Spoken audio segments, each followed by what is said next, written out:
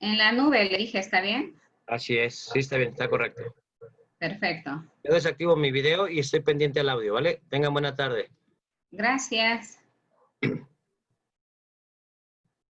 Ok, chicos, pues vamos a comenzar. Cuando hablamos de tortura, de pronto pareciera que esta parte de lo que es la tortura tiene que ver como con la historia, ¿no? Como si no existiera, como si no hubiera la posibilidad de que estuviera presente. De pronto se nos hace algo muy alejado. De pronto pensamos que eso existió en la Santa Inquisición nada más y que era con una sola finalidad. Pero los que trabajamos en este medio y que nos dedicamos a la parte de la evaluación de personas que son sobrevivientes a tortura, pues nos podemos dar cuenta que la tortura está más viva que nunca y que de pronto en esta parte de estar la tortura más viva que nunca, deja secuelas verdaderamente que lastiman, verdaderamente de desestructurar al sujeto, tanto física como psíquicamente. Hoy en la mañana trabajábamos haciendo una entrevista de manera virtual con unos sobrevivientes de tortura de un caso, del caso Florence Cassés, ¿se acuerdan que fue como muy famoso? Y bueno, Sí, el único pecado de esta chica fue ser pareja sentimental de otra de las personas que estaban, que lo estaban acusando del delito, ¿no? De tortura, de secuestro y de delitos de delincuencia organizada. Entonces, como suele suceder en México, cuando hablamos de este tipo de delitos que son como delitos de alto impacto, que son delitos que laceran enormemente a la población mexicana y se hacen las detenciones no las miden y entonces las detenciones se llevan a cabo de familias enteras, ¿no? Una vez que ya están arraigados, detenidos por mucho tiempo, pues se dan cuenta que los otros no son culpables y entonces ante esta parte en donde la persona no es culpable, pues ya no les queda ninguna otra que dejarlos salir en libertad y entonces ahí se viene todo como en cadena y viene la crítica, ¿no? Y entonces de pronto se cree que se tienen grandes relaciones o que se tiene una influencia muy grande a nivel político, a nivel económico y que por eso dejan a las personas en libertad. La realidad es que no es así. La realidad es que cuando a la gente la dejan en libertad, la dejan en libertad porque no tienen las pruebas suficientes. No hay pruebas suficientes que les permitan seguir teniendo detenidos a las personas en algunas ocasiones, los que trabajamos. A mí me tocó, dentro de mi experiencia profesional, trabajar 12 años en fiscalía como perito psicólogo forense y también fui directora de cárceles. Entonces, los que trabajamos en este ámbito sabemos que de pronto no se hace una investigación completa y que entonces se busca a todas luces poder encontrar a un chivo expiatorio que pueda ser el que en ese momento calme un poquito, pues, a la sociedad que estamos tan enojados ante toda esta situación de violencia que vivimos de manera diaria. Y el problema no es que detengan y que acusen o que culpen a las personas que cometen delitos. El problema son las formas en que llevan a cabo estas detenciones. Y entonces de pronto podemos nosotros tener ahí juicios que no tienen nada que ver con la objetividad y juicios de decir, es que las instituciones de derechos humanos únicamente ayudan a delincuentes. La realidad no es así, a lo mejor únicamente ayudan a delincuentes porque los delincuentes son los únicos que piden ayuda, ¿no? Pero cualquier persona que se acerque a este tipo de instituciones, estas instituciones están creadas no para ayudar a delincuentes, están creadas para que se respeten los derechos humanos de todo el mundo, de todas las personas. Cuando hablamos de tortura, decimos que esta tortura es cruel y es inhumana. Y se dice que es inhumana porque los actos que se llevan a cabo convierten al otro en una sombra, lo convierten en un guiñapo, lo convierten en un no él. Y entonces, en ese sentido, se ha venido a través de la historia buscando y luchando para que esta tortura quede prohibida, y se prohibió ya desde hace más de 300 años. Empezaron a realizarse los primeros instrumentos, las primeras convenciones, los primeros manuales, las primeras leyes en donde se obligan a los estados a que tengan que terminar con este tipo de actos, y sin embargo, hoy en pleno siglo XXI, la tortura está más vigente que nunca. Todos los libros que se escriben y que nos señalan esta parte existente del ser humano cuando hablan de tortura, todos los escritores señalan que no hay nada que pueda justificar este tipo de actos. Y a pesar de todo el trabajo que se ha venido haciendo, se considera que todavía nos falta mucho, mucho por continuar y por hacer. Y eso nos toca a nosotros los que nos dedicamos al área forense, nosotros los que somos los médicos, nosotros los que somos los psicólogos, los abogados, los criminólogos, los que tengamos que participar de alguna manera para que se pueda llevar a cabo una investigación, y esa investigación no deje impune el delito de tortura que se comete. Durante muchos años se estuvo buscando que la tortura se castigara, y en la actualidad se ha logrado que la tortura ya se persiga como un delito. No solamente la tortura es una violación a los derechos humanos, sino que la tortura ya es un delito. Y el delito de tortura no prescribe nunca. El delito de tortura, en el momento en que la víctima, en el momento en que la familia decida que se tiene que hacer o que requieren o solicitan que se tenga que hacer una evaluación médica psicológica y que al mismo tiempo se haga una investigación del delito de tortura, tiene todo el derecho de poder, fiscal especializado para poder tomar esas declaraciones, tiene la obligación de llevarla a cabo. Aun cuando la ley, van a tener unas clases ligadas a toda la parte del derecho aplicado a este delito, aun cuando la ley señale que la tortura debe de ser a través que cuando el Estado conozca y tenga indicadores o sepa de que alguna persona está siendo sometida a tortura, tiene la obligación de tener que realizar la investigación correspondiente. A pesar de todos esos elementos, la tortura no se investiga por el Estado. Tengo una pregunta. Sí.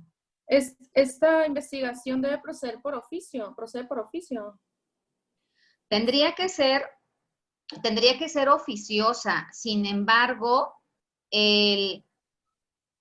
como a la institución, que en este caso sería la que tiene que iniciar la investigación de tortura, que son la fiscalía, no le conviene realizarla porque si son ellos, las propias instituciones, quienes se encargan de llevar a cabo este tipo de acto, pues no ellos mismos van a realizar la tortura, porque van a realizar la investigación, porque entonces serían juez y parte al mismo tiempo. Lo que se está buscando a través de los diferentes organismos internacionales es que se separe, que no sean las fiscalías las que inicien toda la investigación correspondiente. Se está buscando que sean otras instituciones ajenas a la fiscalía para que pueda llevarse a cabo esta investigación. Las evaluaciones que se hacen, las investigaciones que se hacen cuando existen datos que nos están señalando y que pudo haber sucedido un acto de tortura, siempre van a ser solicitadas por las víctimas que son todavía que viven, porque algunas víctimas no logran vivir ante estos actos atroces, o por los familiares de las víctimas, son los que inician con estos procesos y solicitudes. A veces, ante estas solicitudes se vuelve una situación muy laboriosa, una situación muy triste, y tienen que solicitarlo una vez y solicitarlo muchas veces, y se les van los días, los meses, los años, hasta que logran que finalmente se les dé permiso y se les dé acceso a que puedan ellos solicitar su investigación en donde fueron lastimados y torturados. En uno de los casos que nos tocó trabajar en el estado de Puebla, se tuvo que ir el abogado de las personas que están detenidas, es una pareja que están detenidas acusadas de un delito de homicidio. Se tuvieron que ir hasta la Corte Interamericana, amparo tras amparo, y tuvieron que llegar hasta la Corte Interamericana, y de allá es de donde mandaron, obviamente, la orden de que se les levantara la denuncia correspondiente, y es cuando el gobierno mexicano accede a que se les pueda levantar la denuncia para que se ponga esta denuncia por el delito de tortura, y es en donde nos toca a nosotros participar. Se vuelve muy difícil no solamente que a la víctima sobreviviente de tortura pongan la denuncia, sino también se vuelve muy difícil que se le crea. Eso es uno de los elementos con los que va a luchar durante todo el proceso de la investigación, que se pueda creer que lo que está diciendo realmente es, porque de pronto pareciera que a nivel institucional siempre se va a buscar demeritar todo lo que pueda estar diciendo.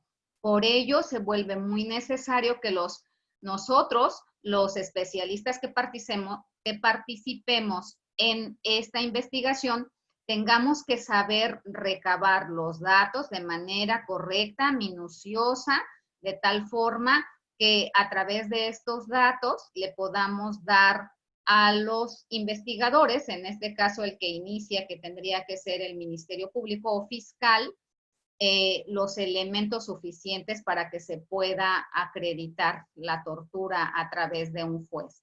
Nosotros no vamos a determinar si hay tortura, nosotros nada más vamos a ser parte del proceso de investigación con elementos tangibles y objetivos que le permitan después al juzgador determinar si existe o si no existe.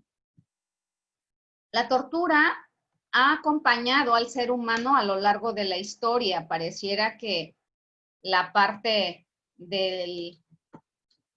obscura que tiene el ser humano, como decía Erickson, ¿no? Que tenemos una parte oscura, pareciera que esa atenta con salir en todo momento.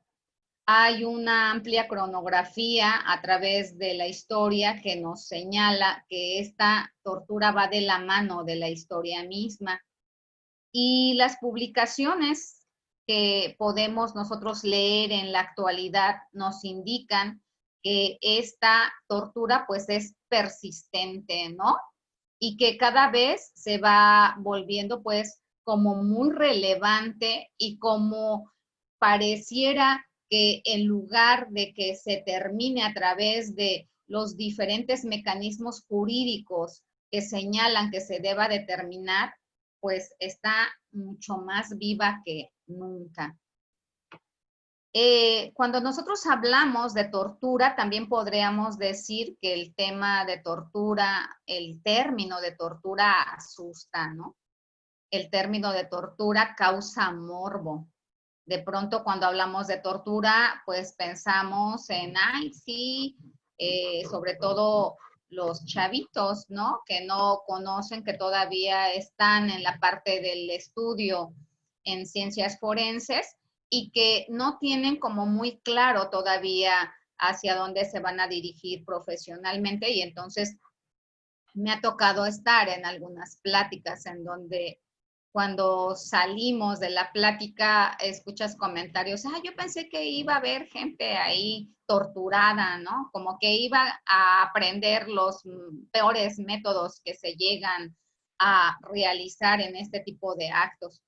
Luego, entonces, cuando nosotros hablamos de tortura, pareciera un tema que se va como vulgarizando, ¿no? Como que se va perdiendo la importancia, como que no se le da esa importancia que debiera de tener, y como si no fuera, como si nosotros a través de utilizar el término dejara de ser como algo, como les decía, importante, y que pudiéramos de pronto escuchar esta parte de, ah, ya van a comenzar con lo de tortura, dicen aquí los colegas. Yo vivo en el estado de Morelos. El estado de Morelos es muy pequeñito, entonces todos los que nos dedicamos a las ciencias forenses nos conocemos. Cuando llegan a detener a una persona y lo lesionan gravemente, la ley dice que se debe de evaluar a la persona lo más rápido posible, entre más pronto mejor, a fin de que se logren tener evidencias mayores de los daños ocasionados, y entonces pues se nos solicita a nosotros que podamos intervenir, sobre todo la parte médica y el fotógrafo forense, a fin de que puedan tomar la evidencia de cómo están las personas lastimadas. Y bueno, obviamente no se nos permite, ¿no? No se nos permite como parte de la defensa, y de pronto escuchamos a nuestros colegas, ah, ya vienen los que siempre vienen a defender a los malos, ¿no? Y no se trata de si hay buenos o si hay malos, se trata de que si las personas cometen un delito, pues obviamente a través de métodos tendrían que y evidencias tendrían que demostrar que efectivamente son culpables. Y lo que tiene la tortura es que la tortura es dolosa, ¿no? La tortura ni siquiera va ligada a un uso irracional de la fuerza. De pronto pudiéramos creer que al pertenecer estas personas, al pertenecer a la delincuencia organizada, pudieran ser personas que pudieran poner en riesgo también al personal que los está deteniendo, y que entonces se tuvo que hacer uso irracional de la fuerza en el momento de la detención. Pudiéramos decir que ni aún así está justificado, pero una cosa es el uso irracional de la fuerza y otra cosa es la tortura. La tortura se lleva a cabo una vez que la persona ya está sometida. La tortura se lleva a cabo por el placer que genera el tener que someter, controlar y convertir en nada a la persona que estás deteniendo. Por eso decía que de pronto es como un tema, como una palabra que se vuelve como muy coloquial y como muy vulgarizada. En el lenguaje común se entiende que la tortura causa un sufrimiento, es aquella que va a causar un sufrimiento severo a una persona o a un ser vivo, también ahí aplica la tortura, sin considerar a las personas que intervienen, los fines que ésta pueda tener, ni el contexto en el que esta práctica se realiza. Esto se vuelve muy importante más adelante, vamos a ir viendo.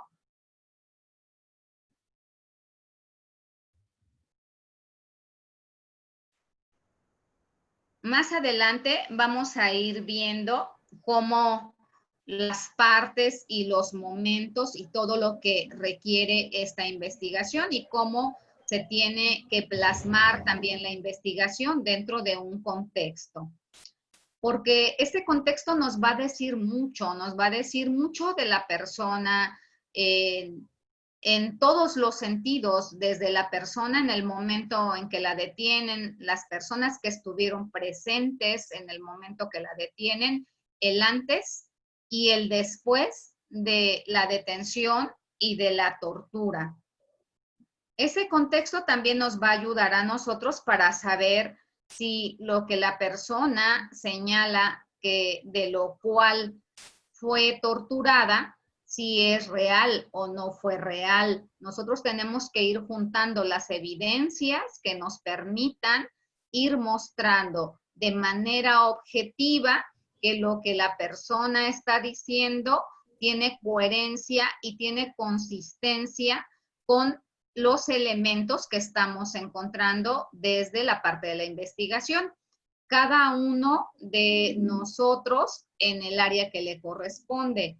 El médico tendrá que hacer lo correspondiente a la parte médica. Vamos a tener unos módulos, varios módulos en donde vamos a hablar de la parte médica, de la búsqueda, de la forma de llevar a cabo esta búsqueda en el aspecto médico. Y vamos a tener varios módulos de la búsqueda en el ámbito psicológico también. Y entonces todo esto nos va a ir a nosotros juntando la mayor parte de elementos que una vez que tengamos todos los elementos con otras áreas de investigación, como podría ser la entrevista a testigos presentes en el momento de la detención, cuando ya tengamos como más elementos, nos va a permitir a nosotros poder tener mayor certeza de lo que la persona está diciendo. Desde las primeras descripciones ha sido la tortura contemplada como una actividad que va ligada a la búsqueda de la verdad. Siempre se ha aplicado la tortura para buscar la verdad en todos los momentos históricos, ¿no? Y en especial, pues en el ámbito de la investigación judicial, ¿no? Acuérdense que ahorita ya tornaron a otro término las policías de las procuradurías, ahora ya se le llama policía de investigación criminal. Anteriormente, pues era la policía judicial y la policía judicial era como los más malditos que había dentro de las policías, ¿no? Te podías meter con cualquier... ¿Sí? ¿Podría repetir cómo se llama ahora, por favor? Policía de investigación criminal. Gracias. Sí. Y anteriormente, cuando ya le llamaban la policía judicial, de pronto era como lo peor que podía haber en el ámbito de la policía. Recuerdo hace algunos años cuando se conformó la policía judicial aquí en el estado de Morelos, el que estaba como gobernador cuando la conformó a través de las personas que habían matado alguna vez en la vida, ¿no? Entonces las entrevistas versaban en eso, ¿tú alguna vez te has peleado o has matado a alguien? No, pues sí. Entonces ya eras una persona apta para estar dentro de estas corporaciones.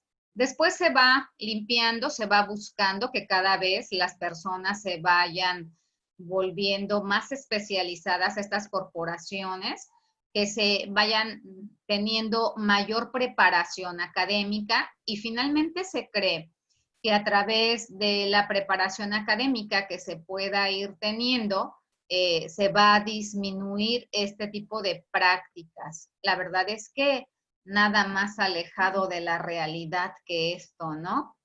Nosotros decimos que de pronto algo pasa ahí en las personas que cuando entran y haces la selección, ves que no son tan malas personas o no se hará la evaluación de manera correcta, pero los alcanzas a ver el día de mañana que son personas que ya terminaron una licenciatura y que entonces están aplicando los mismos actos perversos que se han venido aplicando a través de las generaciones. Vamos a entrar un poquito a esta parte de la historia de lo que sería la tortura de manera como muy general. En Grecia se utilizaban los términos basanos o piedra de toque, y esos términos se utilizaban para denominar esta práctica de la tortura, dado que el proceso servía para demostrar la verdad. Para eso se utilizaba la tortura, para poder demostrar la verdad o para poder demostrar la autenticidad de algo. Y entonces, si era necesario que se tuviera que ejercer esta práctica, evidentemente se iba a ejercer. La tortura, como siempre, ha sido aplicada para los más débiles, para los más pobres. Nosotros de pronto en el argot coloquial decimos que dentro de las cárceles están los pobres, los feos y los tontos, ¿no? Entonces, la tortura va aplicada al más vulnerable, al que no se puede defender, al que no tiene poder, porque el que tiene poder, el que tiene dinero, pues evidentemente ni siquiera llega a este tipo de instituciones, ¿no? Carcelarias. Él ni siquiera llega a lo que sería un área donde se le conoce como separos, ¿no? Porque el poder pues se antepone a ello. En la Grecia antigua, la tortura se aplicaba a los esclavos y también se aplicaba cuando estos testificaban en un juicio a fin de que se pudiera asegurar que durante el juicio iban a decir la verdad. Pero pues evidentemente pues se iban a aplicar a los esclavos de tal manera que eran la parte más vulnerable que en ese momento existía. Las formas eran descritas, las formas de tortura en Grecia fueron posteriormente descritas ante una obra que se llamó Las ranas, ¿no? De aquellos filósofos que hablaban y trataban de mostrar lo que existía, porque acordémonos que también en esos momentos de la historia no podía haber como esta libre expresión de lo que se opinaba y entonces, porque ello también implicaba un castigo, ¿no? Y entonces, en un paraje de esta obra de teatro, dice, Jantia, te haré una oferta justa. Coge a mi esclavo y somételo a tortura, y si obtienes la prueba, dame la muerte. Eaco, ¿qué clase de tortura? Jantia, la que tú quieras. Átalo a una escala, cuélgalo o azótalo, apila piedras sobre él, échale vinagre en la nariz, azótalo con cerdas, pero no con puerros o cebollas. ¿Qué quería decir? Pues quería decir que en muchas de las ocasiones los utilizaban para comérselos, los podían utilizar para alimento de los animales o para alimento de los humanos, ¿no? Hasta esa parte, y de pronto nosotros podemos leer esto y podemos decir, bueno, qué bueno que en la actualidad eso ya no existe, ¿no? Y entonces hoy en la mañana que entrevistábamos vía virtual a un sobreviviente de tortura, pues nos encontramos esto y nos encontramos más que esto. En la historia de estas formas que se aplican para poder torturar a alguien, no están nada alejadas de la realidad.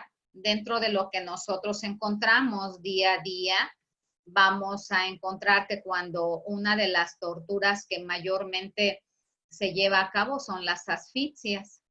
Estas asfixias pues pueden ser secas o pueden ser húmedas, y cuando son asfixias húmedas, que es cuando les ponen agua en la nariz, en esta parte de ponerles agua dentro del agua que les están poniendo en la nariz, puede llevar cloro, puede llevar pino, puede llevar alcohol, que son de las cosas que nos hemos encontrado. Puede llevar vinagre, como dice nuestra diapositiva.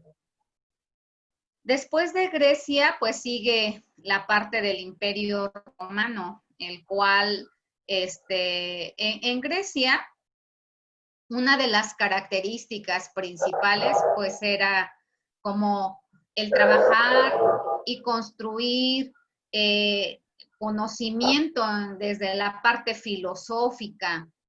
Y después viene lo que es el Imperio Romano, que se considera uno de los imperios que más salvaje ha sido en cuanto a lo que han realizado a través de la historia, porque a través de lo que es el Imperio Romano, pues la misma historia nos señala que lo único que les interesaba en ese momento era ir apoderándose y apoderándose y apoderándose de todo lo que pudieran en la parte de los territorios de los vecinos, ¿no? De los pueblos vecinos. Algunas pesquisas de la historia, cuando uno se mete a estudiar un poquito la parte del Imperio Romano y nos vamos a esta conformación de Rómulo y Rémulo, y cuando la loba los alimenta los alimenta de su leche y entonces así sobreviven. Se cree o se hacen por ahí algunas analogías en donde dicen que al ser alimentados por una loba es que se les desata genéticamente la ferocidad, y que si estamos hablando de esta carga genética, que por eso el Imperio Romano se caracterizó por ser uno de las etapas más violentas que ha habido en el transcurso de la historia, que duró pues aproximadamente como 500 años, ¿no? Cuando se encontraba pues dentro de lo que sería el Imperio Romano, jurista romano Arcadio Caricio proclamó dentro de lo que se necesitaba señalar que se requería para su pueblo, decía que cuando la acusación es de traición que concierne a la vida de los emperadores, todos, sin excepción, han de ser torturados. Al igual que siempre, ¿no? O sea, uno no se puede oponer a la ley del más poderoso, y por eso es que a nivel mundial en la actualidad, pues nos encontramos como nos encontramos. Entonces, ante esta parte de traicionar a lo que eran los emperadores, no había ninguna excepción a que no pudieran ser torturados. ¿Cuáles eran los castigos que se aplicaban? Pues los castigos que han venido a través de la historia, principalmente castigos corporales. También había castigos en donde los arrojaban a las bestias, ¿no? Feroces, a los leones. También en muchas de las ocasiones los terminaban crucificando. Y bueno, también podían arrojar al fuego, podían ser sentenciados a muerte para poder arrojarlos al fuego. Seguimos en esta parte de la historia romana, y un Piano, que era un jurista romano, señaló que tortura le llamaba por quaestio hemos refiriéndose al término de tortura, decía que era señalada como y entendida como el tormento y el sufrimiento del cuerpo para obtener la verdad. Y entonces la tortura va muy ligada a obtener la verdad. Se tortura a alguien para poder tener la verdad de las cosas que considero que necesito. Sin embargo, estas prácticas no se aplicaban a todos los integrantes de la estructura social. Siempre ha sido así. No se aplican a todos, únicamente se aplican pues a los chivos expiatorios, a los más débiles, a los que necesitamos que se tengan que aplicar. Estas en el Imperio Romano eran aplicadas a los esclavos, también eran aplicadas a los extranjeros, y tanto los esclavos como los extranjeros eran llamados no ciudadanos. Y en el caso de los ciudadanos, también se aplicaba la tortura, pero únicamente se aplicaba para cuestiones de investigación en determinados crímenes, pero en el resto de las personas era aplicada de manera muy consecutiva, o sea, no había nada que pudiera frenar. Existía la prohibición de tortura en los esclavos, que cuando los fueran a torturar fuera con la finalidad de poder obtener pruebas contra sus amos. Ahí se excluía la tortura porque evidentemente implicaba el tener que relacionar a sus amos y no era algo que el poder lo necesitara o que lo permitiera. En el año 240 después de Cristo se mantuvo el derecho del propietario, se mantenía el derecho del propietario a castigar y torturar a sus esclavos cuando éste sospechaba que habían cometido algún delito contra ellos o dentro de sus propiedades. Acuérdense que los esclavos finalmente eran propiedad de los feudales, de los reyes, de los que tenían el poder, y no solamente eran esclavos porque realizaban todo tipo de actividades, sino que eran esclavos también porque por esas actividades que realizaban no había ninguna remuneración y eran tratados pues como no ciudadanos, como si fueran no humanos. Los delitos que se aplicaban en el Imperio Romano, en la antigua Roma, pues eran principalmente la traición al emperador. También iban ligados a aplicar los delitos cuando a alguien se le ocurría ofender o lastimar a la majestad. Cuando alguien se convertía en un enemigo de la comunidad, también había que aplicarle tortura. O cuando alguien ayudaba a sus enemigos a través de poderles dar refugio, a través de tener que rebelarse, a través de desertar, a través de entregar al enemigo del otro territorio. Finalmente era ayudar al otro y que no había la posibilidad de ayudarlo porque el otro había realizado alguna acción como la deserción, como el ataque a algún magistrado, como haberse rebelado.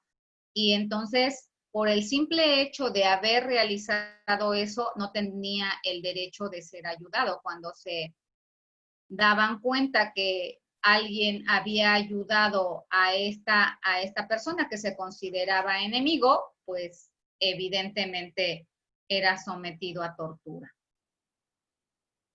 El problema que tenemos de la tortura, diríamos que parece que nos estamos encontrando en la actualidad en el mismo sentido, ¿no? en la actualidad continúa operando de la misma manera.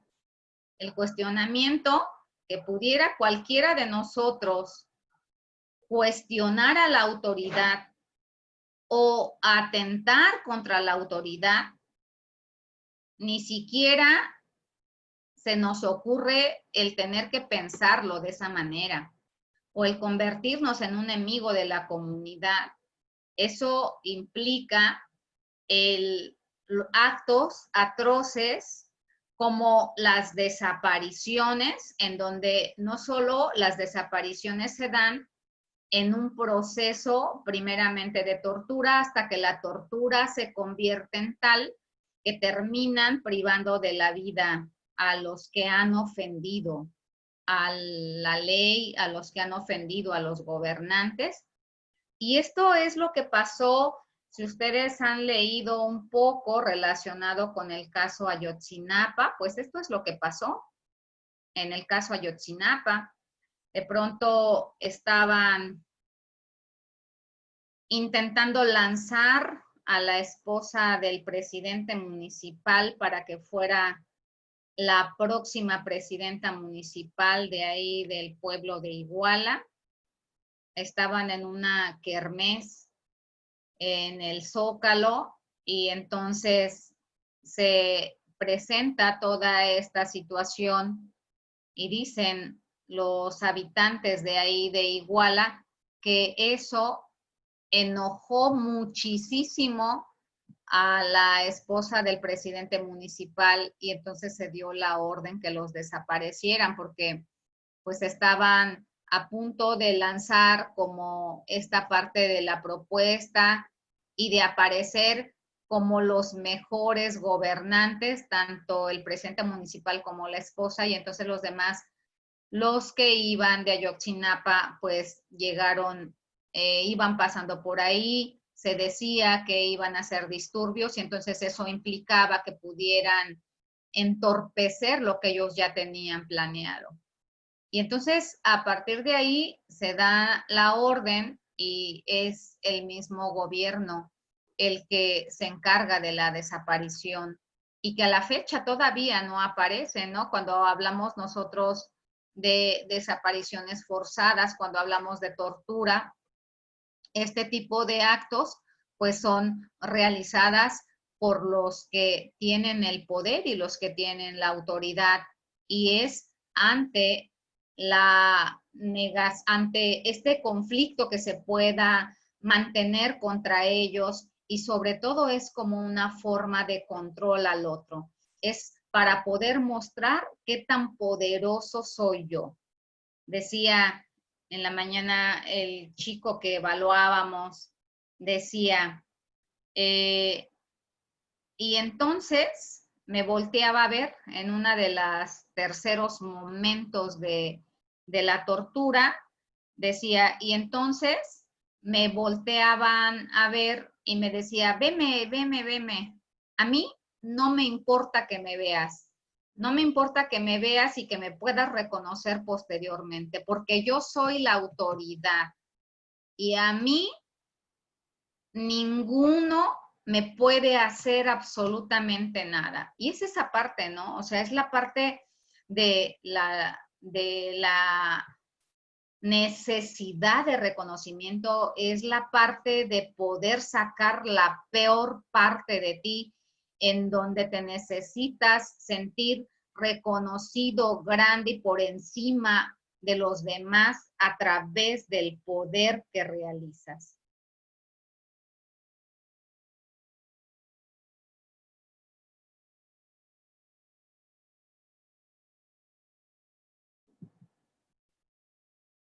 Perdón, es que estoy checando el WhatsApp, parece que por ahí le voy a escribir al maestro Javier porque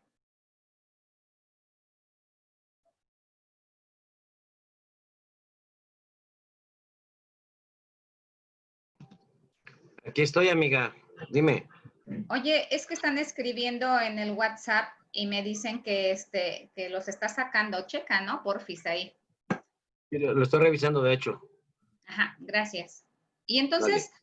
así es como aplica el poder. De esta manera es como aplica el poder.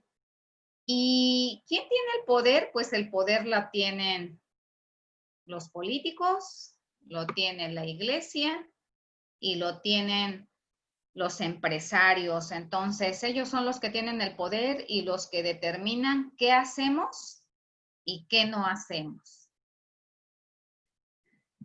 Vámonos un poquito para allá más adelante del Imperio Romano, de la Roma antigua, y entonces vamos a centrarnos en el siglo IV.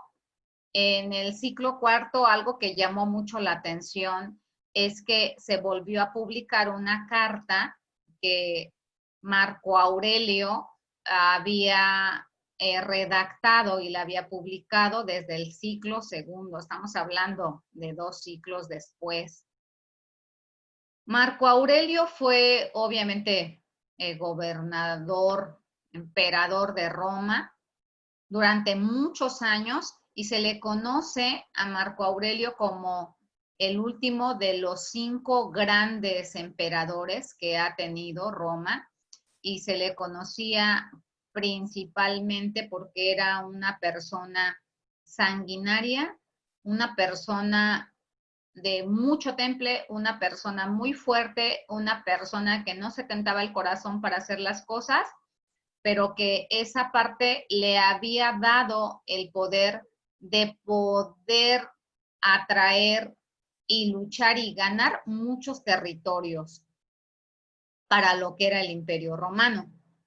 Y entonces Marco, ahí en el siglo IV, vuelven a publicar esta carta en donde decía: el divino Marco decidió que los descendientes de hombres que son llamados muy eminentes y muy perfectos, hasta sus bisnietos no estén sujetos a las penalidades de las torturas infligidas a los plebeyos. Y entonces aquí otra vez se vuelve a hacer presente esta parte del poder, ¿no? O sea, cómo para los que tienen de alguna manera el poder, pues esos se liberan de esta parte. Los que no tienen el poder, pues dejan de estar en esta área de los privilegiados, ¿no? Vamos a saltar de lo que es la parte del Imperio Romano y ahora nos vamos a ir un poquito a lo que sería la Santa Inquisición. Y dentro de la Santa Inquisición, esta fue una institución creada, pues ya vamos a irnos hasta el siglo VIII. Acuérdense que de pronto hubo muchos años ahí en la etapa de la Edad Media, ¿no? Que después del Imperio Romano, pues ya llega la Edad Media y esta Edad Media dura muchos años, muchos años, y no se logran como muchas cosas, ¿no? En esta parte de lo que es el siglo VIII, en donde se hace presente lo que es la Santa Inquisición, la primera lucha que se empieza a realizar, pues obviamente es contra los herejes. Recordemos parte de la historia en donde en el momento en que se encontraba el Imperio Romano, una de las cosas que hizo que el Imperio Romano floreciera económicamente, no crearon conocimiento, pero crearon arquitectura y creció mucho económicamente el Imperio Romano. Y una de las cosas que les favoreció mucho es que en el Imperio Romano cada quien dejaron, una vez que se conquistaron a los demás países, se dejó que cada quien pudiera tener la religión que se les antojara. Y entonces, pues todo el mundo tenía su religión que quería y lo único que a los poderosos les interesaba en ese momento, que era el emperador, pues era que les dieran su aporte y que les dieran el dinero y lo que tenían que entregar. pero si tenían o no tenían alguna religión diferente, eso no les importó. Es hasta esta parte de la Edad Media cuando uno de los elementos fundamentales va a consistir en la evangelización del pueblo. Y entonces, ante esta parte de la evangelización, se buscaba pues que todos pudieran ser cristianos. Y entonces eso se va volviendo un elemento fundamental porque todo aquel que no quisiera o que se alejara de la palabra de Dios, de un solo Dios y dejar la parte politeísta, pues entonces eso implicaba ya meterse en situaciones de conflicto y tener que ser proclamados y señalados como herejes ante esta parte de ir en contra de lo que dentro de este proceso de vamos a llamarle, de una nueva etapa religiosa se estaba buscando. Luego entonces, la tortura empezó a aplicarse para combatir a todo aquel que se alejase de la fe que se proclamaba como oficial. Y en ese momento, pues es el mayor esplendor de la barbarie, precisamente como parte de poder terminar con el tener que exigirles que tuvieran que creer en el Dios en el cual les estaban imponiendo en estos procesos de evangelización. La idea era evangelizar a todos y de esta manera, a través de la evangelización, poder obtener el poder y el control que siempre se ha tenido y que se tenía en ese momento, obviamente, por la Iglesia Católica, ¿no? Entonces, la Iglesia Católica desde siempre se ha conocido como una de las más grandes que ha logrado evangelizar a miles y miles y millones de personas, pero también se ha conocido como una de las instituciones que más violenta ha sido con el ser humano. Dentro de las formas de tortura que se aplicaban en este momento de la Santa Inquisición, vamos a observar o vamos a ver solamente algunas, entre ellas la técnica del potro, en donde la víctima era atada de pies y manos a los dos extremos del aparato en el que la ataban. Entonces, una vez que ya estaba atada de pies y manos, se iba estirando de manera lenta hasta que finalmente las articulaciones lograban dislocarse. Y aunque las evidencias históricas apuntan a que era usado especialmente en hombres, también se dice que hay casos donde también era aplicado a mujeres. Y una vez que ya lograban con esta parte de la tortura y de las dislocaciones y de los mayores dolores que se le podían causar, terminaban finalmente quemados, ¿no? Por ir en contra de lo que eran los pensamientos de la Iglesia. Por eso es que cuando nosotros hablamos de la tortura, regresamos un poquito a esta diapositiva, decimos que la tortura es dolosa. En la actualidad, uno de los métodos que se utiliza son precisamente los estiramientos, y entonces lo pueden llegar a suspender con las manos hacia atrás, atadas, les amarran las manos de esta manera, pero por la parte de atrás, en esta parte, por abajo, y una vez que les atan las manos, se las amarran y los cuelgan a una viga, a un árbol, a algún pedazo de fierro que está suspendido dentro del lugar en donde los torturan, y entonces hacen precisamente esos estiramientos. Es decir, se continúan con las prácticas con la única finalidad de poder aplicar el mayor de los dolores. También dentro de la Santa Inquisición había el tormento de agua, como en la actualidad se vuelve una práctica cotidiana, en donde obligaban a las personas a beber cubetas llenas de agua, decía el evaluado en la mañana, y entonces me ponían con una cubeta agua en la nariz y uno me abría la boca con las manos de tal manera que me entrara agua en la nariz y en la boca hasta que llegó el momento en donde ya no pude tragar más agua y entonces terminé vomitando, ¿no? Y entonces es esa parte, ¿no? O sea, es la necesidad de lastimar al otro y convertirlo en nada, y convertirlo en nada. Más adelante en otras clases vamos a ir viendo cómo se dan los procesos de tortura y cómo comienzan de poquito en poquito en poquito hasta que llegan como a la parte máxima en donde aplican las peores técnicas que pudieran tener.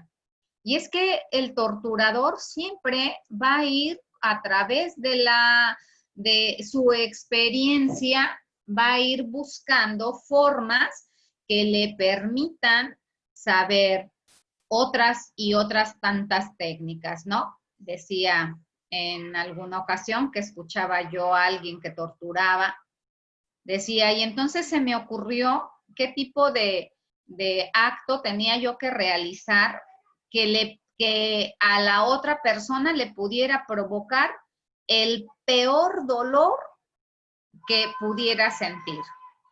Dice, y entonces se me ocurrió que si podía yo deshacer con un encendedor una botella de esas de 2 litros de refresco y entonces dejarle caer en las piernas, dejarle caer plástico hirviendo y después, obviamente, jalar el plástico jalando con todo lo que implicaba la piel.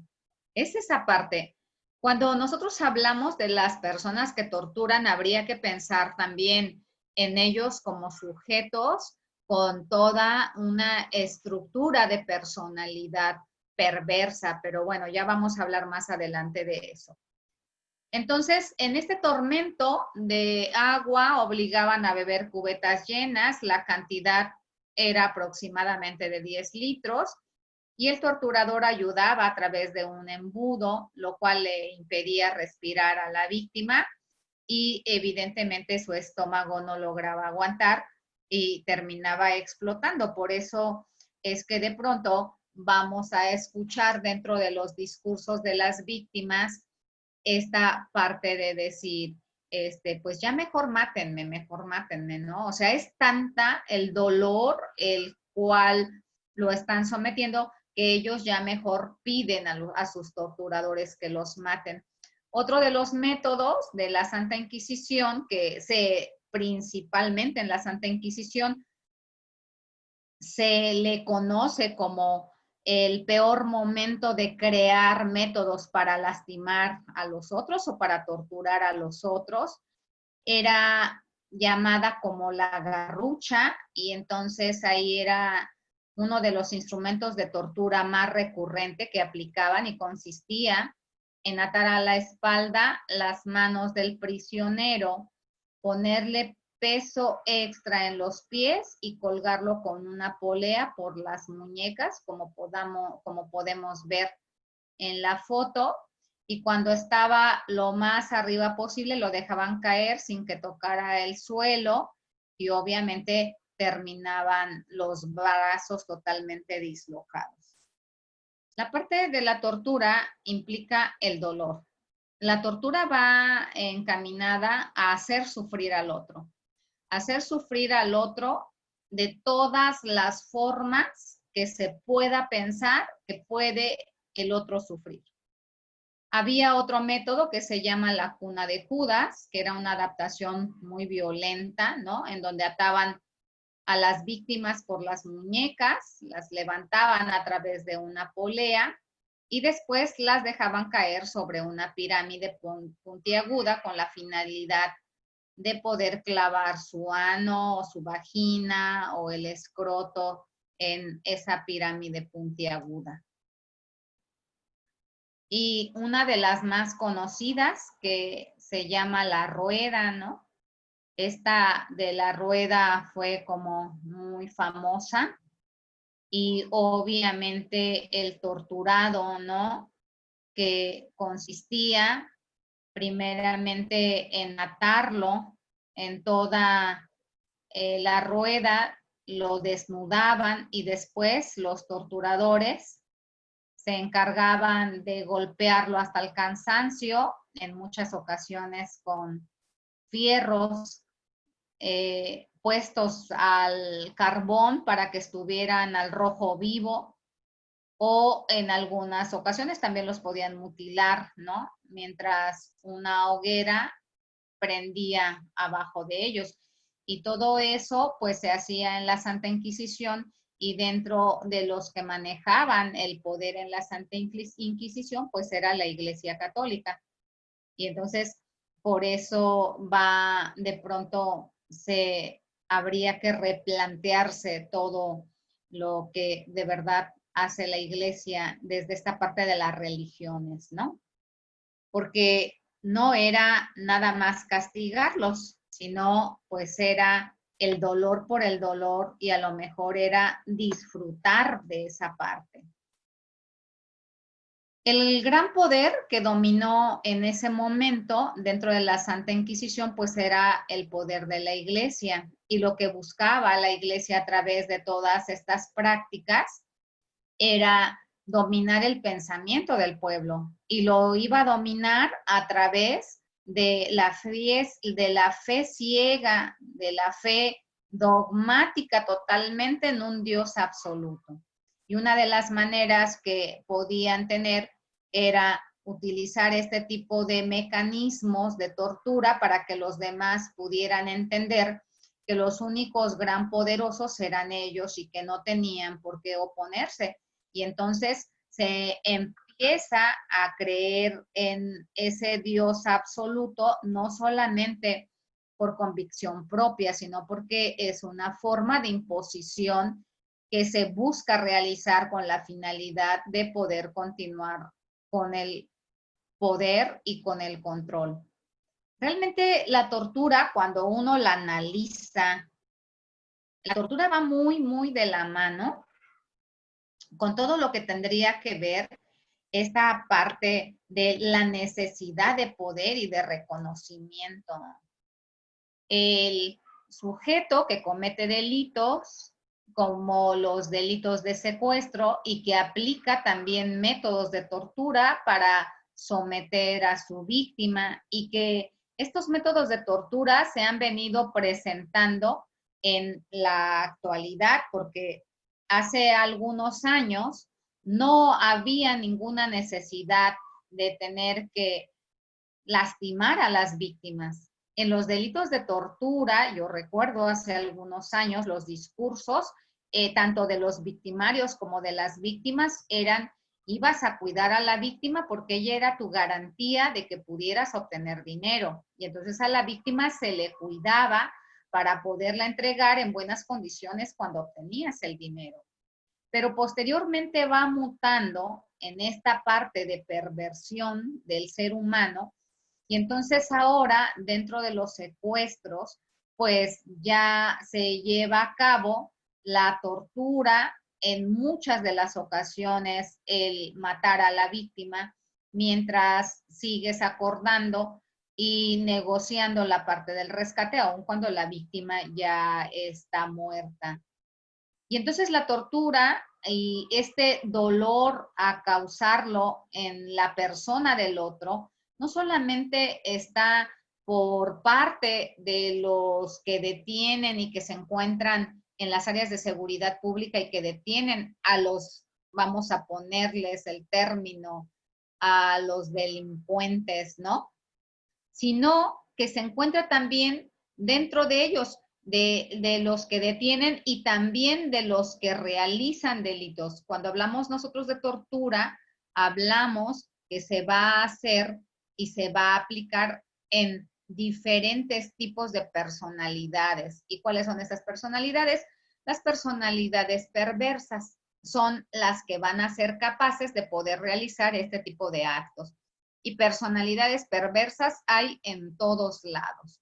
Entonces, ¿cómo es posible que el custodio que cuida al que está privado de la libertad y acusado de delitos se convierte, ¿no?, en exactamente en el sujeto peor que al que él está cuidando, como si se transformara, ¿no? ¿Cómo es posible que los que detienen de las diferentes policías, ¿no? Háblese de policía municipal, policía estatal, policía de investigación criminal, Sedena, los militares, también realizan este tipo de actos. Y entonces ahí estaríamos hablando de que el poder que tienen al pertenecer a esas instituciones les posibilita hacer estos actos. Y entonces, no es cierto que hay malos, ¿no? Puros malos en las cárceles y puros buenos afuera.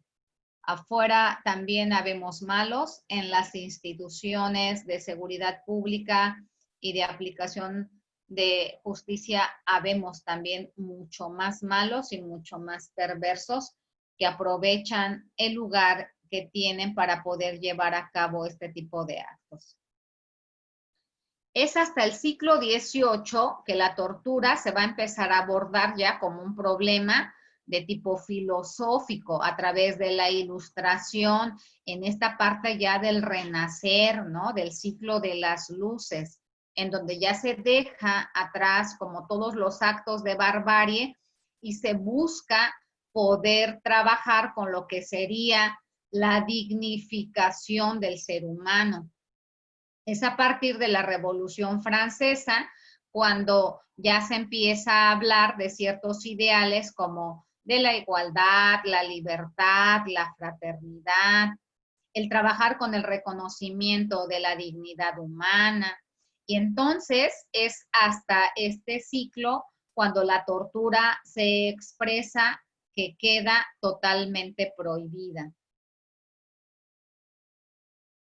Nacen los derechos humanos, se empieza a desarrollar con la Revolución Francesa el incremento de la conciencia por la humanidad, también en esta parte de cuidar un poco lo que es la dignidad humana. Empieza a existir este reconocimiento de los derechos en este proceso de una lucha constante a través de la conquista del proceso de evolución de la humanidad. Se busca que a través de ir en este proceso evolutivo de la humanidad, que el humano al alcanzar otro tipo de pensamientos, evidentemente tuviera que dejar estos actos de barbarie en el pasado. Y eso es lo que se busca en un primer momento, se logra hacer lo más que se puede para buscar erradicarla, pero pues obviamente no se logra, ¿no? Edward Peters señala que en su libro La historia de la tortura, señala que la tortura la define como un tormento infligido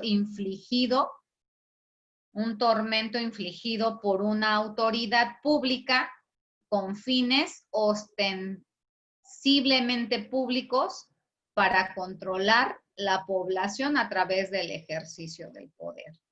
Entonces seguimos con la necesidad de control y seguimos con esta necesidad de poder hacer las cosas y controlar sin importar absolutamente nada. Decimos entonces que nosotros tendemos a considerar la tortura como un hecho del pasado y en realidad no es así. La tortura no conoce épocas.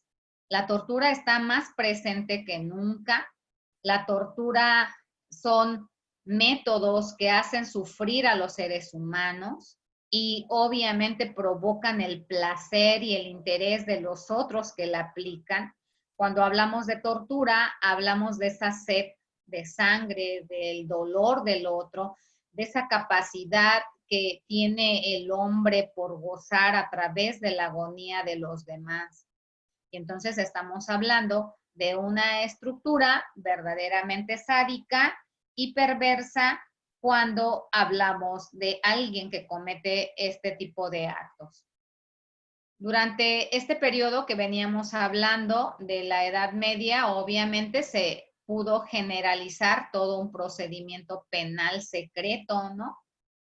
Nadie sabía lo que sucedía, descontrolado, inhumano, basado en ese encarcelamiento indefinido, sin una causa específica, con métodos de tortura como los que ya explicamos, por el placer de hacerlo simplemente. Y estos métodos, día a día, conforme pasa el tiempo, se va buscando poder perfeccionarlos.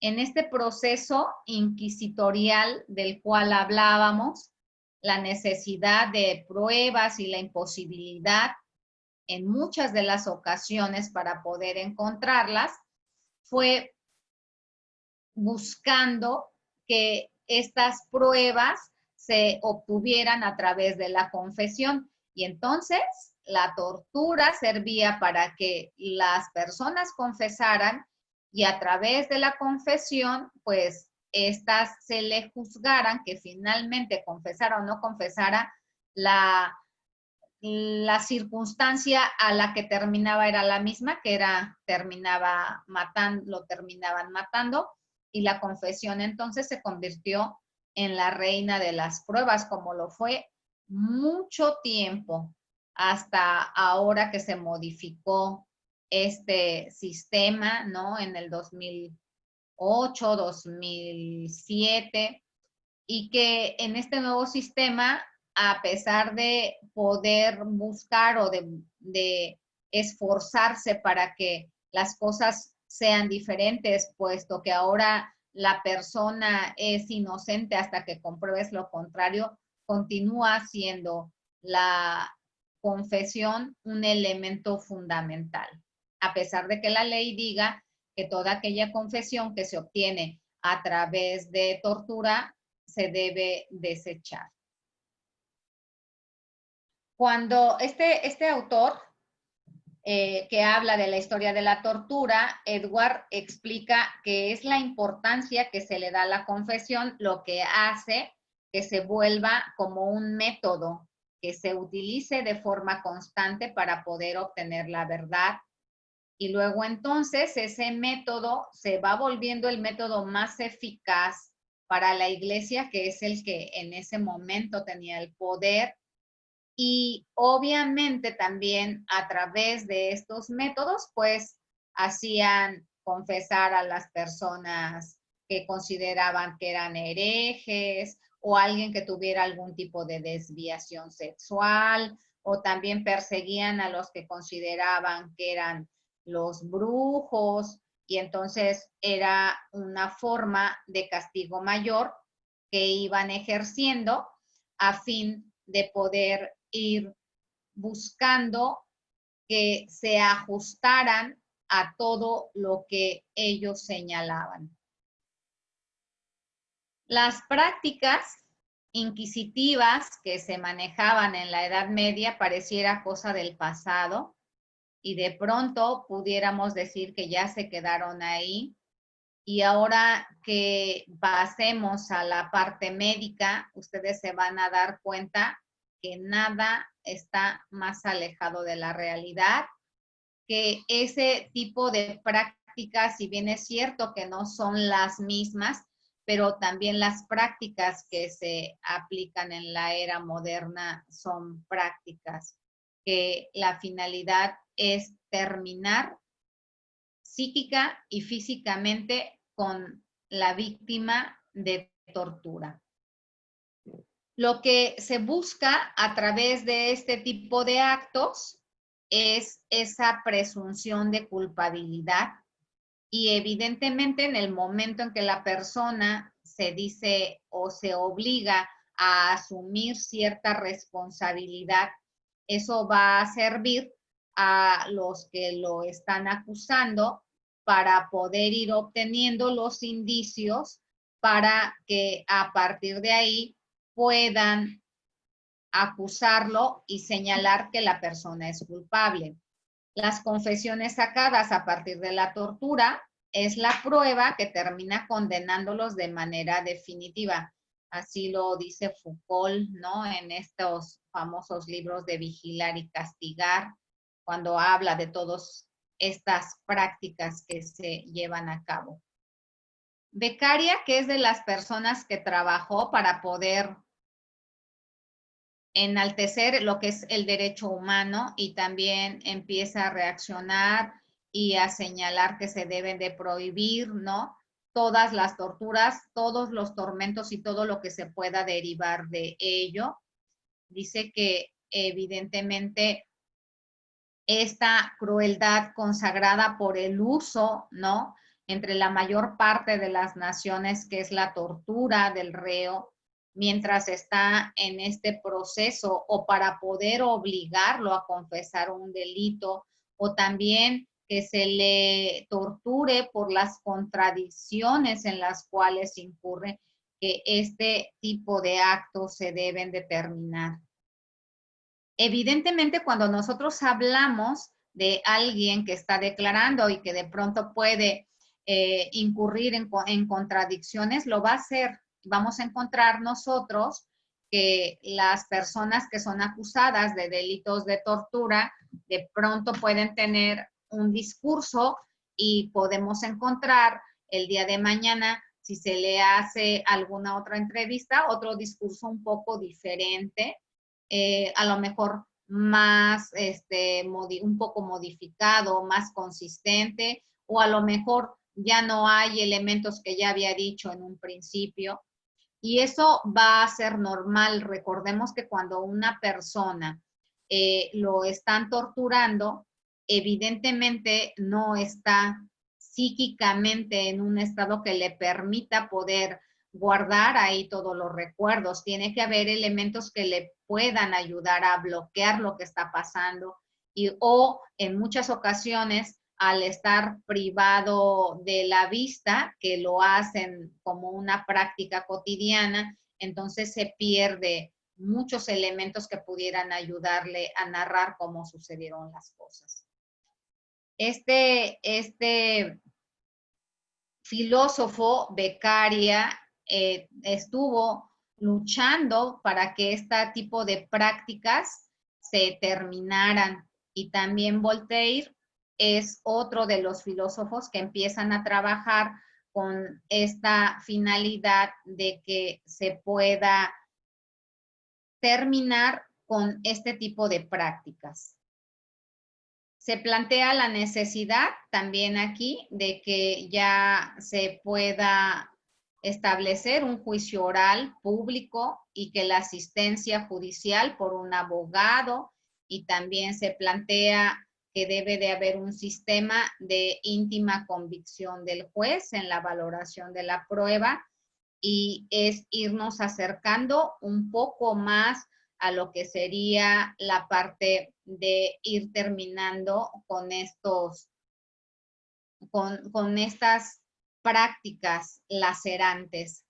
Los aportes de Beccaria y Voltaire permitieron que a finales del siglo XVIII pudieran fortalecer las ideas de la Ilustración y lo que decíamos hace un momento, que se pudieran cristalizar en declaraciones de derechos de los inculpados. Entonces empezaron a crear ya estas declaraciones que permitieran que los inculpados pudieran tener ciertos derechos. La primera Declaración de Derechos del Pueblo, que se creó en Virginia en 1776, se prohibió que se dictaran o impusieran castigos crueles o anormales.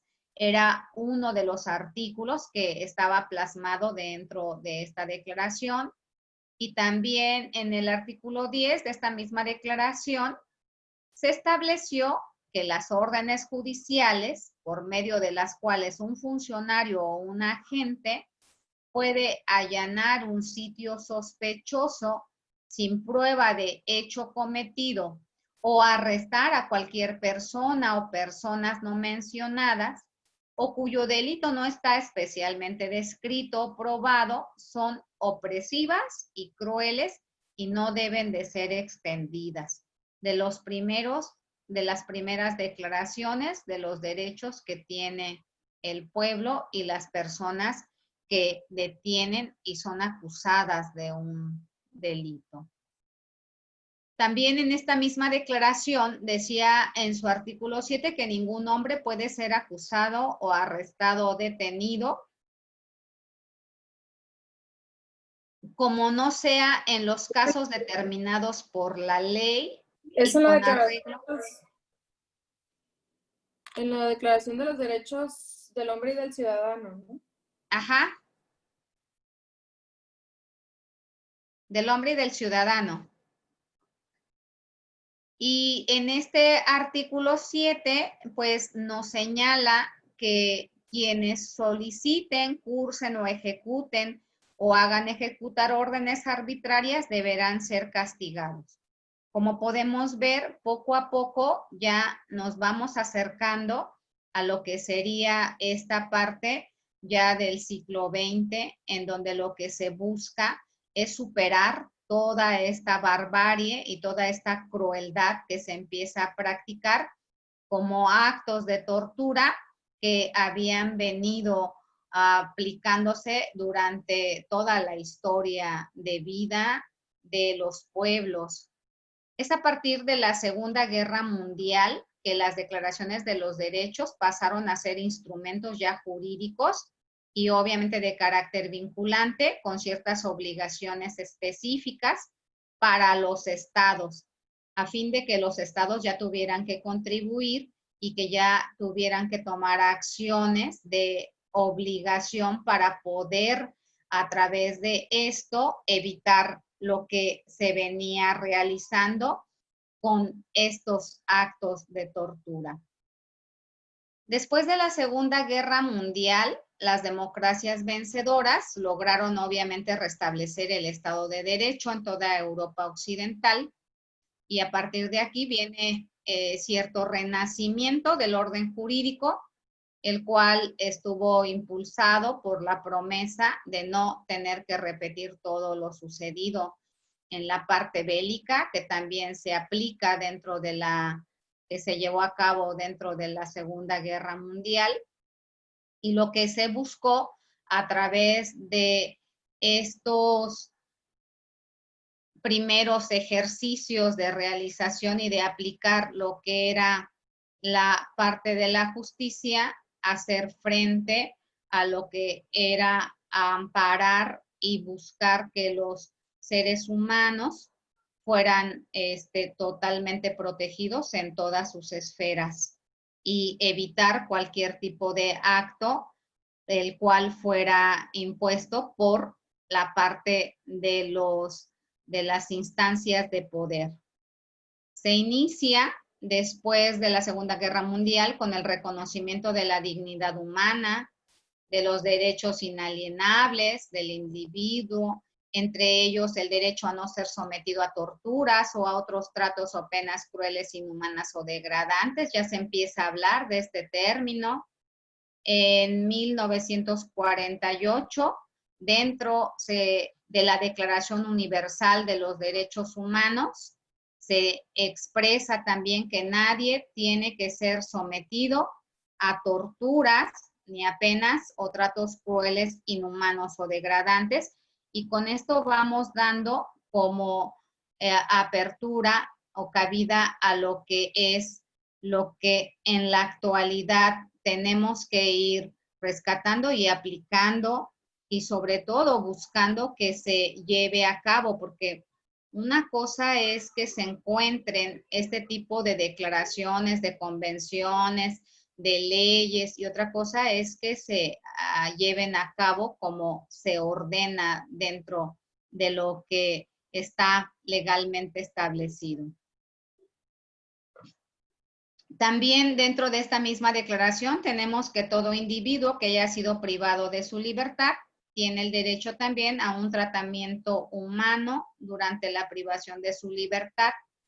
Acordémonos que de pronto los manicomios y las prisiones se habían convertido en lugares en donde podía haber las peores formas de vejaciones existentes. Ya lo decía esta Silvia Marcos, ¿no? En su libro de Manicomios y Prisiones, y de pronto se empieza a luchar también porque las personas que están privadas de la libertad tengan que tener un tratamiento humano y un tratamiento justo. La historia nos dice que las personas que eran en estos años, en 1900, privadas de la libertad y acusadas de algún delito, pues no se tenía ninguna regla de higiene que pudiera señalar que se les estaba tratando como seres humanos. Había hombres, mujeres, personas con problemas mentales, ancianos, y entonces se empieza a luchar también porque dentro de las instituciones carcelarias se pueda ir logrando primeramente lo que es un trato justo, la separación de los presos, la separación de presos que están acusados de un delito por personas que tienen algún trastorno mental, y se busca que pueda haber ahí también el respeto a los derechos humanos. Para 1966 se refuerza otra vez la prohibición de lo que es la tortura ante la expedición del Pacto Internacional de Derechos Civiles o Políticos, que finalmente termina entrando en vigor en 1976, en donde señala que nadie tiene que ser sometido a torturas, ni a penas o tratos crueles, inhumanos o degradantes. De pronto nosotros podemos pensar que la persona no es sometida a tortura, pero eso no quiere decir que no sea sometida a hechos inhumanos o a penas degradantes o a situaciones que lo humillen o a situaciones que lo violenten sin que tenga que estar contenido dentro de la tortura. Más adelante, obviamente a través de lo que es este diplomado, vamos a ir nosotros viendo cómo se hace una adecuada investigación y vamos a ver cuáles son los elementos que se señalan dentro del manual del protocolo de Estambul, que se señalan que están ahí pensados, acomodados para que se pueda hacer este tipo de investigación de manera precisa y ordenada, y también cuáles son los que entran dentro de lo que es la tortura y dentro de lo que son las penas crueles o inhumanas. Es entonces a partir de estas declaraciones que se vienen adoptando contra la tortura y otros tratos o penas crueles, inhumanos o degradantes, cuando entra en vigor hasta 1987. Y entonces estamos hablando ya de cuando se empieza a buscar el que se tenga que ahora sí intervenir por parte del Estado para que se prohíba totalmente este tipo de actos. Sin embargo, hemos encontrado que en esta última década, ¿no?, del siglo XX, ahora ya que estamos en este siglo XXI, hemos encontrado que muchas situaciones de atrocidades masivas se han llegado y han sido cometidas dentro de lo que sería el territorio a nivel mundial, ¿no? África, Europa, México también, ¿no? Nosotros nada más basta que volteemos a ver en los diferentes estados, Atenco en el estado de México, Aguas Blancas en el estado de Guerrero, y muchas situaciones que van dejando mucho que desear de lo que son los organismos que nos gobiernan y que tienen el poder. Lo que se busca, pues, es que esto se pueda terminar y que entonces se tenga que juzgar a las personas por crímenes que se cometen, como a través de crímenes de guerra o aquellos crímenes que le llaman crímenes de lesa humanidad, como se han llegado a cometer en diferentes países, principalmente por las personas, evidentemente, que nos están gobernando. En el 2002, la Asamblea General de las Naciones Unidas aprueba el protocolo facultativo para la Convención contra la Tortura. Y entonces, a través de ahí, se empieza a trabajar con expertos, los cuales se van a encargar de realizar diferentes visitas de forma regular a los diferentes estados y países con la finalidad de poder proteger a las personas que están privadas de la libertad. Aquí en México han venido los relatores en los últimos 20 años, del 2000 al 2018, el relator de la ONU ha venido en 3 ocasiones y obviamente la última en el 2018 y no nos fue nada bien en la supervisión que hicieron de nosotros. Por lo tanto, cuando nosotros hablamos de esta parte de la tortura, ¿no? Todas las declaraciones de los derechos humanos, lo que van buscando es que precisamente el derecho humano tenga que ser reconocido y que también tenga que ser protegido y que el Estado tenga que asumir la obligación para poder garantizar este derecho humano a través de realizar instrumentos que permitan que se pueda proteger a todos los seres humanos. Sin embargo, a pesar de que a nivel internacional se viene luchando contra esta parte de la tortura y en donde hay libros, investigaciones, convenciones, leyes que se manejan a nivel internacional, a nivel nacional, a nivel estatal y que han buscado que se establezcan organismos especiales y tribunales creados con la finalidad específica de poder velar por el derecho humano, no se ha logrado terminar con ello. En México ya lograron que se realizara un tribunal especial para que pueda recibir todas las denuncias contra servidores públicos y dentro de esas denuncias, evidentemente, pues está la parte de la tortura. Esta práctica se viene constituyendo como un mecanismo de represión por un sinfín de gobiernos, ¿no? De ejércitos, grupos armados, ilegales a lo largo de todo el siglo XX y estos años que tenemos del siglo XXI. Y entonces estamos comenzando nosotros a perfilarnos como la tortura, una acción recurrente para todo lo que llevamos del siglo XXI. Y así lo señalan la mayoría de las personas que están detenidas, ¿no? Y acusadas de haber sido torturadas. De los primeros registros que tenemos cuando hablamos de esta parte de la tortura, pues fue, la tortura siempre ha ido ligada a 2 cosas. La primera es para obtener la verdad y la segunda es para poder callar a los que están en contra de los que ejercen el poder. Uno de los registros que tenemos dentro de la historia es Toral, que fue una persona que fue fusilado porque se le ocurrió ir en contra de lo que el presidente Álvaro Obregón decía, ¿no? Y entonces, dentro de lo que se encontró después de ser fusilado, eran unos dibujos que hablaban precisamente de la forma en que lo habían torturado. Y entonces, estas prácticas de tortura nos acompañan, ¿no? Nos acompañan todos los días.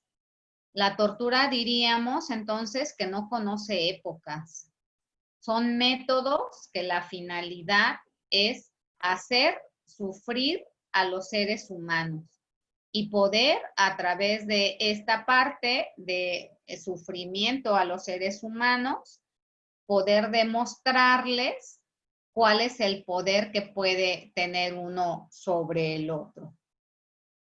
La tortura sin duda, pues, es una de las prácticas que más laceran al ser humano, que son de las más utilizadas y que es la que más ha padecido a través de la historia la humanidad.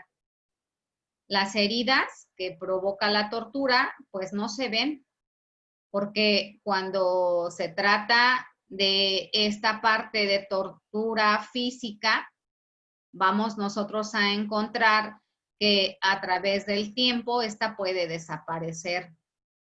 Y cuando hablamos de esta tortura que desaparece, tal pareciera que al desaparecer las lesiones ya todo quedara desaparecido. La realidad es que va más allá. Hay mucha tortura psicológica, lo vamos a abarcar de manera detallada cuando veamos la parte que nos corresponde al área psicológica. Y también vamos a poder leer por ahí algunos artículos, algunos libros que les vamos a subir a la plataforma en donde podamos leer que de pronto las consecuencias de la tortura son insuperables, pueden pasar muchos años y las personas van a continuar con ese daño ante la posibilidad del recuerdo de lo vivido a través de su vida. Van a aprender a vivir con eso que les sucedió, pero eso no quiere decir que se tenga o se desaparezca alguna ocasión. La comunidad internacional no ha permanecido ajena al compromiso de erradicar la tortura. Muchos organismos internacionales buscan de todas las formas obligar, ¿no?, a los diferentes países, a las diferentes instituciones que se encarguen de respetar los derechos humanos del hombre, que puedan ajustar ciertos instrumentos que les ayuden al control de esto. Se les exige a los diferentes países que tengan que capacitar a su personal que está en constante comunicación y contacto con las personas que son privadas de la libertad y acusados de delitos. Se empiezan a crear una serie de instrumentos internacionales que convergen en el mismo propósito. Y el propósito fundamental es poder erradicar la tortura.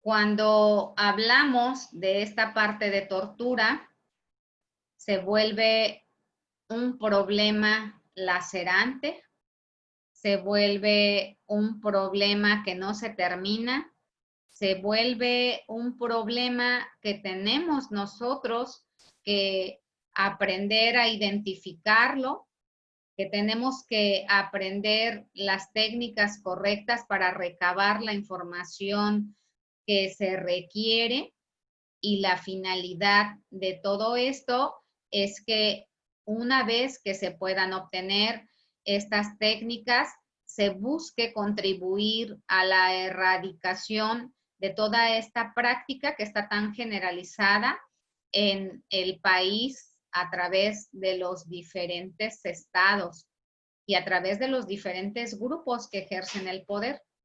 De pronto nosotros encontramos que en los diferentes estados hasta tienen sus propias formas de tortura, ¿no? Tienen sus propias formas de tortura y también tienen los que nos dedicamos a esto, conocemos cuáles son las formas de tortura que realiza la Policía de Investigación Criminal, cuáles son las formas de tortura que realiza la Sedena, ¿no?, la organización de Sedena, cuáles son las formas de tortura que organiza o que realiza los militares, ¿no? Y entonces la finalidad es que se pueda erradicar, que se busque erradicar lo más que se pueda, pero también que se pueda castigar a las personas responsables. Ya van a ver ustedes en la parte legal cuáles son las penalidades, cuántos años, quiénes son los responsables y todo lo que jurídicamente corresponde. ¿Tienen alguna duda, algún comentario al respecto?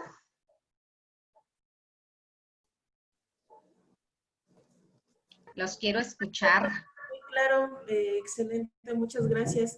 Todo el tiempo atrapó mi atención. Saludos a todos. Gracias, Evelyn. Hablar de la historia de pronto no es como, como tan agradable, ¿no? A veces nos dormimos en la historia, pero bueno, también era necesario hablar un poco de cómo se viene desarrollando, ¿no? Y todo lo que esto viene provocando finalmente para poder hablar de cómo pareciera que la propia historia nos habla de no hemos logrado evolucionar, dijera Lombroso, ¿no? Todavía estamos... Me gustó muchísimo, maestra. Me gustó mucho y perdón que le interrumpa. Mire que yo les comparto la clase, yo soy elemento de la policía y efectivamente, o sea, lo puedo compartir. Hay ciertas prácticas, hay cierta forma de actuar que va muy ligado a esto. Muchas veces por la desesperación de las y los compañeros en el actuar, lo hacen de una manera errónea y se olvidan de la parte de que son víctimas y que también, aunque hayan cometido alguna conducta antijurídica, son personas y se olvidan de sus derechos humanos, ¿no? Toda esa parte. Y a veces la misma carga, y no es por justificar a los compañeros y a las compañeras, la misma carga, tanto laboral, tanto en cuestiones personales, se desquitan con estas personas cuando no debe de ser así. Los juicios de valor los dejan en casita si quieren. Cuando haces lo que es tu actuación policial, debe de ser de la manera más correcta, con el debido respeto a los derechos humanos. Sí, Ámbar, tendría que ser así, sin embargo, llega el momento en donde nos perdemos, ¿no? En donde nos perdemos entre el bien y el mal y en donde nosotros empezamos a aplicar nuestros propios juicios de valor. Y no debiera de ser así, no tiene que ser así, porque entonces a nosotros nos pone en otra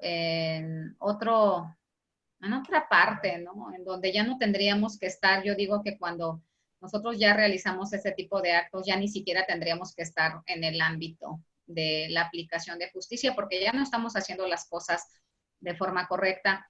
A veces erróneamente se cree que a las personas pues son delincuentes, pinches delincuentes que así se merecen eso y más se merecen que uno los debiera de tratar. Pero pues nosotros no somos quienes para poderlos juzgar, ¿no? Para eso, si ellos cometieron un delito y se les comprueba, van a tener su castigo por ello. Y entonces a nosotros, los forenses, solamente nos toca poder encontrar las evidencias y comprobar que efectivamente las personas son responsables, pero las evidencias no van a ser a través de estos actos. Y de pronto nos remontamos. Así es, maestra, y me llamó muchísimo, y aquí aprovechándome de la participación, me llamó muchísimo la atención la cuestión que abarca del poder. Se lo comparto porque hay elementos, inclusive, quienes han cometido actos de violencia, inclusive violencia familiar, y lo único que les hacen es retirarles su arma y los comisionan. Cuando estamos hablando de un delito también, ¿qué más va a hacer? Y con tal de que no salga a la luz, solo lo medio tapan por la misma cuestión del poder. Sí, ustedes van a ver la impunidad, ¿no? la impunidad, así es. Y ustedes van a ver en el transcurso de las clases que de pronto también los que estamos como médicos o los que estamos como fiscales o los que estamos ahí observando y escuchando, como también somos corresponsables y también, ¿no? Hasta nosotros también aplicaría la responsabilidad. Pero bueno, eso ya lo veremos en las clases siguientes. Gracias, chicos, por todo. Un placer conocerlos, aunque sea a través de estos medios virtuales. Vamos a estar subiendo a la plataforma todos estos videos por si de repente quieren volverlo a escuchar. Vamos a subirles materiales y les vamos a subir actividades que les permitan ejercitar e ir aplicando esto que estamos aprendiendo. Las preguntas, las dudas, háganlas saber a través del chat. Es como más pronto que meterse a los correos y a las plataformas. Y cualquier duda en la parte tecnológica, ahí se comunican con el maestro Javier, por favor. Muchas gracias. Gracias. Gracias, Tengan maestra. bonita noche. Hasta luego. Hasta luego. Muchas gracias, luego, maestra. gracias. Hasta luego. Gracias, Pasen buenas hasta noches luego. todas y todos. Gracias a todos. Buenas noches. Buenas noches.